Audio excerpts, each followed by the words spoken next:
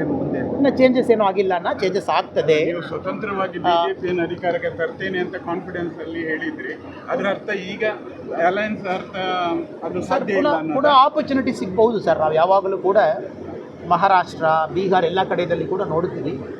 ಯಾವುದೇ ಒಂದು ರಾಜ್ಯದಲ್ಲಿ BJP ಪ್ರಾಮಾಣಿಕ ಪ್ರಯತ್ನ ಮಾಡಿ, ಒರಿಸ್ಸಾ ತಾವು ನೋಡಿದ್ದೀರಾ 24 ವರ್ಷ 2001ರಿಂದ ಪ್ರಾಮಾಣಿಕ ಪ್ರಯತ್ನ ಮಾಡಿ ಇವತ್ತು ಸರ್ಕಾರಕ್ಕೆ ಬಂದಿದ್ವಿ. Tamil Nadu is a long term game. ನಾವೆಲ್ಲರೂ ಕೂಡ ತಾಳ್ಮೆಯಲ್ಲಿ ಇದ್ದೀವಿ. ಅದು ಎಷ್ಟು ವರ್ಷ ಆಗಿದ್ರೂ ಕೂಡ ಕಾಯಲಿಕ್ಕೆ ರೆಡಿ ಇದ್ದೀವಿ. 20 ವರ್ಷ 30 ವರ್ಷ ಆಗಲಿ, ಬಟ್ ಪವರ್ಗೆ ಬಂದೇ ಬರ್ತೀವಿ ಸರ್. ಇನ್ ಬಿಟ್ವೀನ್ ಪಾರ್ಟಿಯವರು ಒಂದು ಪರ್ಸ್ಪೆಕ್ಟಿವ್ನಲ್ಲಿ ಒಂದು ಡೆಸಿಷನ್ ಮಾಡುವಾಗ ನಾವು ಕಾರ್ಯಕರ್ತರಾಗಿ ನಾವೆಲ್ಲರೂ ಕೂಡ ಅದಕ್ಕೆ ಒಪ್ಪಿಗೆ ಕೊಡ್ತೀವಿ, ಒಬೇ ಮಾಡ್ತೀವಿ.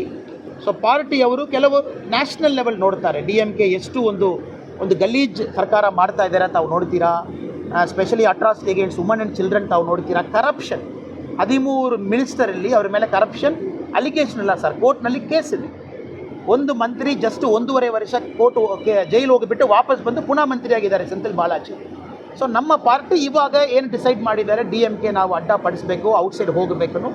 ಸೊ ಲಾಂಗ್ ಟರ್ಮ್ ದೃಷ್ಟಿಕೋನದಲ್ಲಿ ನಮಗೆ ಆಪರ್ಚುನಿಟಿ ಪುನಃ ಪಾರ್ಟಿಗೆ ಯಾವಾಗಲೂ ಇದ್ದೇ ಇರುತ್ತದೆ. ಪಾಲಿಟಿಕ್ಸ್ನಲ್ಲಿ patience is more important than power. ಇದು ಲಿಯೋ